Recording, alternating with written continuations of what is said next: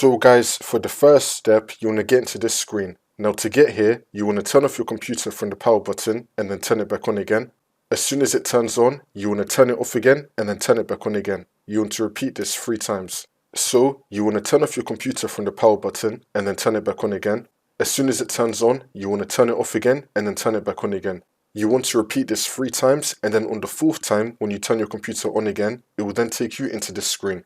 It's going to be saying that your PC did not start correctly. You want to click on Advanced Options. And now once you're on this, you want to click on Troubleshoot, Advanced Options, and then Command Prompt. And now this will come up. And now once you're on this, you want to type in BSOD edit /enum and then click on Enter.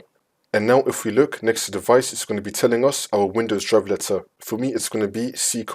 You want to take note of your Windows drive letter. For most of you guys, it's also going to be C:. For the next command, I'm going to type in C:, and then click on Enter. You want to type in your Windows drive letter and then put a colon. And now you want to type in cd /Windows /system32 /drivers and then click on Enter. Next, you want to type in del bddci.sys and then click on Enter. In my case, it says could not find because I don't have this problem. But in your case, this file should now be deleted. Now, once you delete that file, we can now resolve this. Now, you want to continue to Windows and then the problem should be fixed.